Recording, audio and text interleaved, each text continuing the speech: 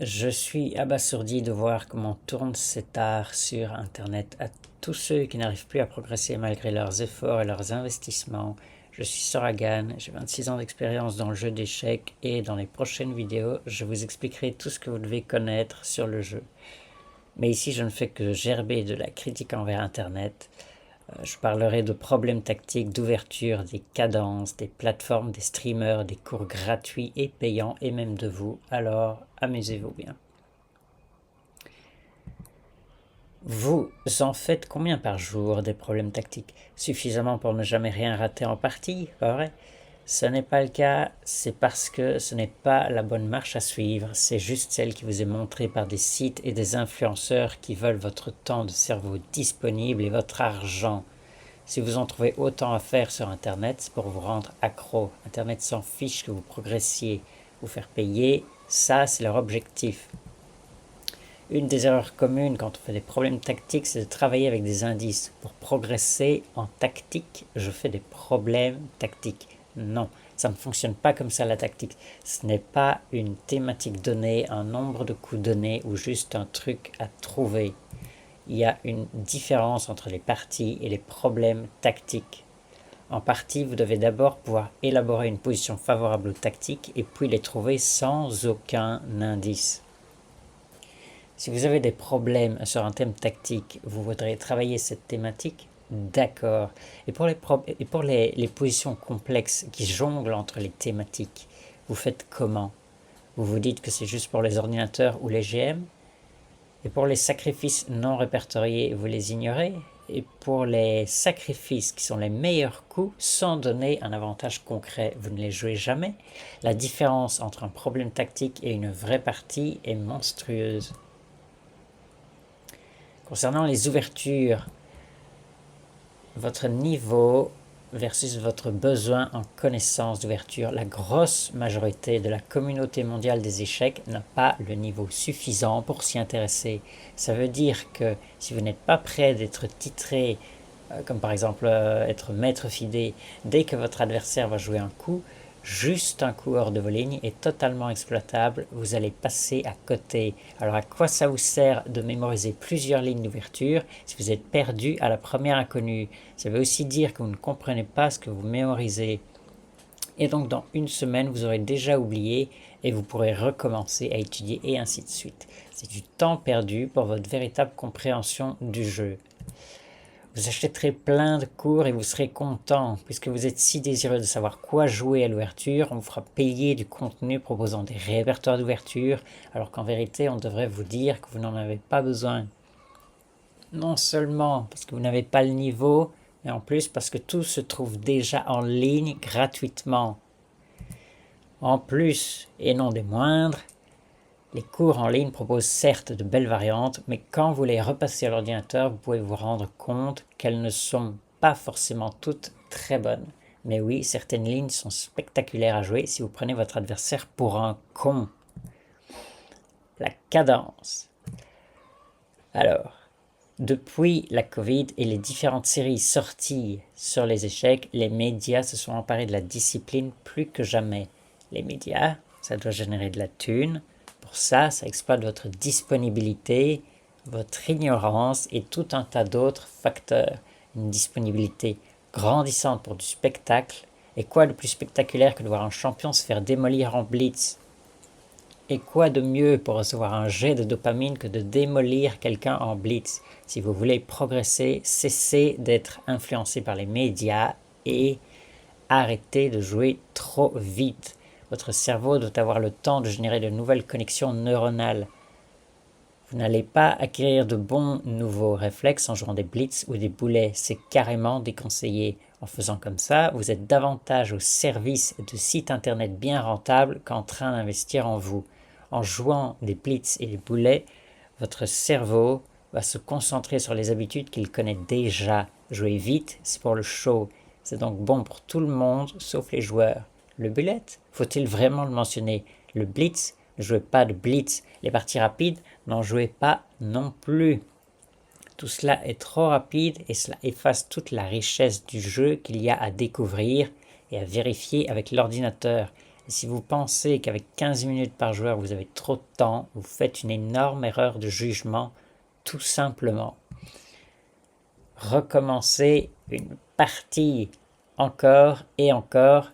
Ce que vous faites habituellement, c'est recommencer, perdre, recommencer, gagner, recommencer, perdre, recommencer, gagner, et constater à la fin de l'année que vous avez toujours le même elo. Ça a des effets psychologiques négatifs sur vous. Vous pensez probablement j'ai atteint ma limite, ou je comprends pas, je joue pourtant régulièrement, ou c'est parce que je suis fatigué quand je joue, ou c'est normal, je suis pas super intelligent. Aucune de ces affirmations n'est exacte. Concernant les plateformes, leur seul objectif, c'est de faire du fric. Elles n'ont qu'une seule envie, c'est de vous garder en tant qu'utilisateur actif, que vous consommiez leur site, obtenir votre temps de cerveau disponible, devenir à vos yeux la plateforme incontournable. Comment s'y prennent-elles? Cours, articles, fonctionnalités engageantes, etc. Elles proposent des cours de qualité variable, pour rester poli. Elles proposent des articles qui ressemblent plus à du slop humain. Côté fonctionnalité, on a des analyses rapides et automatiques au pourcentage de précision sans valeur qui vous poussent à ignorer certains moments que vous auriez bien voulu revoir. Combien de fois avez-vous oublié de revoir un moment parce que votre décision n'était pas une erreur pour l'ordinateur? J'ai aussi mentionné rapide et automatique. Les pires mots que l'on puisse associer à l'apprentissage. On a aussi des algorithmes qui vous offrent un elo plus élevé que votre vrai niveau pour booster votre ego. Et enfin, la tendance des rapports complets et inexacts d'une intelligence artificielle dont vous ne savez rien sur l'intégralité des performances de votre compte. Jouer et faire autre chose en même temps, c'est probablement l'une des pires habitudes à acquérir. Et voilà, rien d'autre à dire. Les créateurs de contenu gratuit, ce qu'ils ne font pas, vous entraîner. Ils ne sont pas là pour vous entraîner. Si c'était le cas, ils vous prendraient hors caméra et vous factureraient de jolies sommes. Vous n'allez pas progresser en regardant un stream. Parfois, vous aurez un conseil utile. Ce qu'ils ne font pas d'autres, c'est vous donner de bons conseils. Le plus souvent, vous aurez des conseils merdiques s'ils ne sont pas titrés. Leurs objectifs, c'est de faire de l'audience, de l'argent et des partenariats. Ils ne sont pas là pour vous faire progresser, mais pour faire du clic. Régulièrement, certains streamers répètent les mêmes conseils dans différentes vidéos. Donc, quoi, vous regardez tout parce que c'est votre streamer préféré? Sur une note à part, je crois que le pire, c'est de constater les commentaires en dessous de la vidéo, dire merci. Les commentaires sensationnels des grands maîtres. Comme les échecs sont diffusés en tant que spectacle et non en tant que jeu éducatif, les grands maîtres font semblant de s'étonner de la beauté d'un sacrifice, même si au fond d'eux-mêmes, ils comprennent intuitivement ce qui se passe. Vous ne comprenez rien et vous n'avez pour divertissement qu'une réaction factice. Concernant les cours en ligne, leur nombre et leur prix, les cours en vidéo et sur les sites web interactifs sont si nombreux, il vous faudrait combien de temps pour étudier tous ceux que vous voulez et combien d'argent pour les acheter ou louer tous? 30 € pour explorer brièvement une thématique ou une ouverture. Ce n'est donc pas en vous que vous investissez, mais dans les plateformes, et votre retour sur investissement sera particulièrement médiocre. Leur pédagogie. Qui vous dit que la pédagogie utilisée dans le cours est adéquate pour réellement vous transmettre le savoir promis ou le savoir qu'on vous fait imaginer? Et par là, j'entends pouvoir l'appliquer dans vos propres parties pendant les années qui vont suivre. C'est un cours donné par un grand maître. Et alors, ça ne lui donne pas de compétences en pédagogie pour autant. Rien ne garantit qu'il vous enseigne les méthodes pour automatiser son savoir. Ils vont vous expliquer tout. Et tout semblera clair. Mais quand vous serez en partie, est-ce que ce sera la même chose? Si oui, alors tant mieux, mission accomplie. Mais sinon, vous vous direz quoi? J'ai atteint ma limite, je le savais, mon adversaire a eu de la chance, ou plutôt je m'entraîne mal par rapport au cours que j'ai, ou le cours est mal donné. Si vous n'arrivez pas à convertir un cours dans votre partie et que vous ne comprenez pas pourquoi vous n'y arrivez pas, vous êtes mal barré car vous aurez perdu de l'argent et un temps considérable. Une mauvaise habitude, c'est d'acheter trop de cours. Acheter plein de cours, les visionner à moitié ou pas du tout, ou entièrement, passer au suivant et se dire « ça, c'est fait ». L'apprentissage humain ne fonctionne pas du tout comme ça. Encore une fois, vous risquez de penser que vous ne pouvez plus progresser et ce sera faux. Et en plus, vous perdez de l'argent. Les checklists impossibles. Ce cours insensé qui te propose une checklist de 5 à 20 points à vérifier pour évaluer ta position. Tu le connais ? En fait, il y en a des centaines de cours comme ça. Non seulement vous pourriez ne pas avoir le temps de parcourir cette liste, mais en plus, un simple détail pourrait la rendre inadaptée. Je vous donne un exemple. Vous avez une liste dans laquelle on vous parle de structure de pions. Il faut avoir le moins d'îlots de pions possible. Pourtant, il arrive que le meilleur coup soit justement de doubler des pions. Comment peut-on conclure qu'il est préférable à ce moment-là de doubler vos pions si dans votre liste, il est écrit qu'il ne faut pas ? En plus, elles sont incomplètes. Certains créateurs de contenu évoquent une toute petite partie de bonnes habitudes à prendre dans une vidéo de 20 minutes, puis publient un an plus tard la même vidéo de 20 minutes avec peut-être un détail en plus. Même en regroupant ces deux vidéos, ça reste incomplet et chronophage pour pas grand-chose. Et si vous suivez les conseils, vous n'avez que le quart du cinquième des bonnes habitudes, ce qui vous offre au final la satisfaction d'une mauvaise habitude. Maintenant, il y a effectivement une vraie liste à suivre pour trouver le meilleur coup, et cela implique une grande compréhension du jeu pour que ce soit efficace. Les livres, alors c'est pas tellement Internet, je sais, mais c'est quand même par là que vous consultez les avis ou les thématiques abordées. Nombre et prix, même chose que pour les cours vidéo. Vous pouvez commander tellement de livres, alors le ou lesquels choisir, lesquels contiennent les conseils qui vous feront vraiment progresser. En réalité, il y a généralement très peu de conseils qui vous seront vraiment utiles. Comprenez-vous ce que vous lisez ?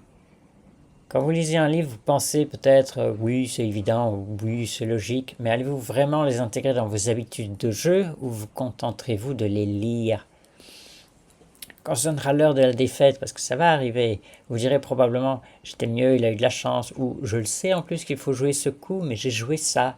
La réalité, c'est que vous n'avez pas vraiment compris les conseils que vous avez lus, ou peut-être en avez-vous suivi au mauvais moment. Alors permettez-moi de vous poser une question. Comment on sait quand on a compris un bon conseil ? Si vous ne le savez pas, c'est parce que malgré tous vos livres, vous ne l'avez jamais lu, ou deviné, ou expérimenté. Et ce n'est pas réservé à une certaine élite ou à des gens intelligents. La réponse est extrêmement basique et à la portée de quasiment tout le monde. Le confort de la lecture, un allié infidèle. Effectivement, aussi, votre apprentissage doit vous conditionner à faire face à la difficulté d'une partie d'échecs officielle. Est-ce vraiment le cas quand vous lisez un livre, en étant bien installé, au calme, à lire les commentaires comme si vous les aviez écrits, pour ensuite prétendre avoir compris de quoi ça parle ?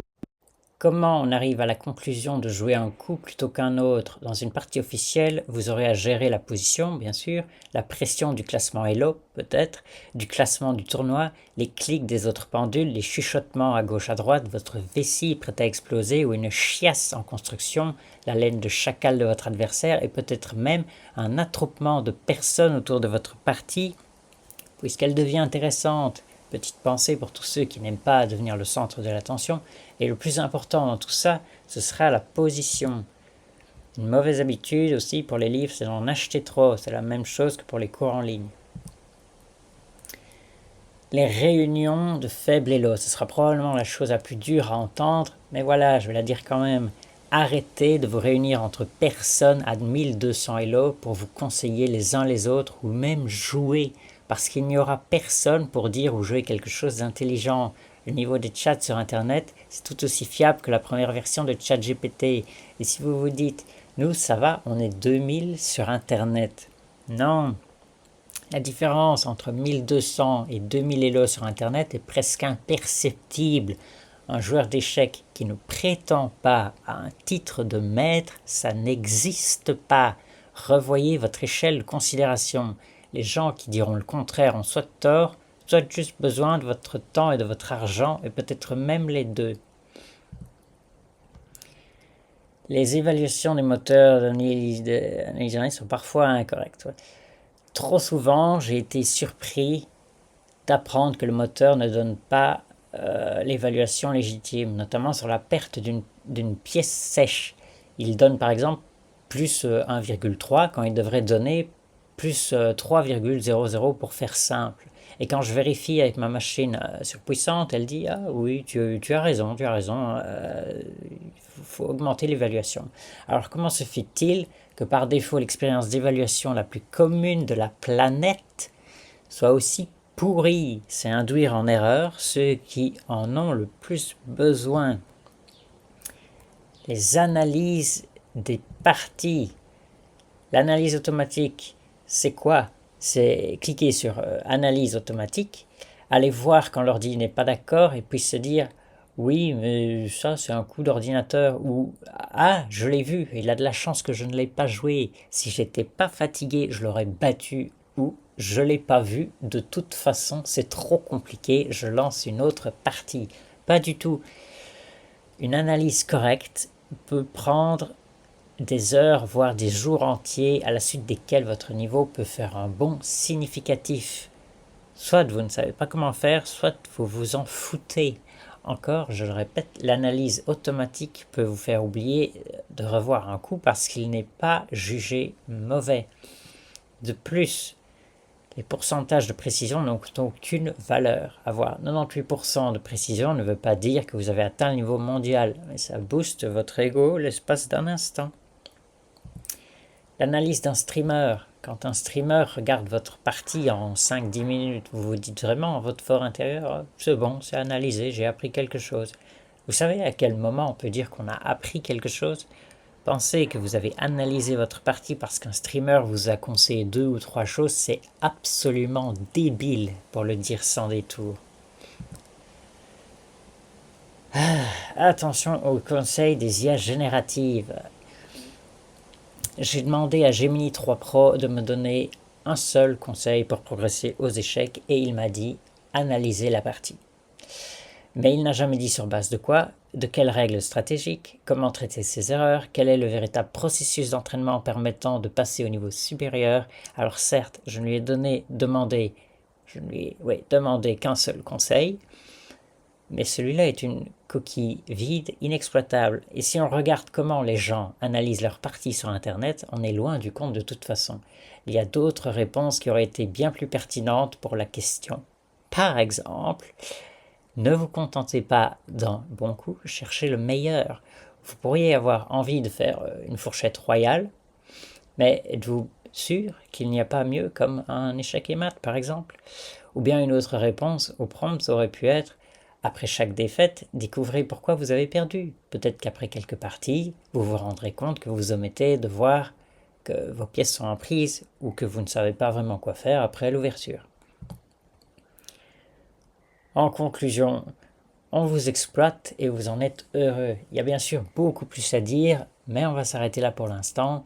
Comme mentionné en introduction, je vous partagerai les meilleures techniques à connaître dans les prochaines vidéos, ici sur YouTube et gratuitement. Et à ma connaissance, tout ce dont vous aurez besoin ne vous coûtera rien, mis à part un ordinateur et une connexion Internet. Et de l'électricité, évidemment. Voilà, voilà.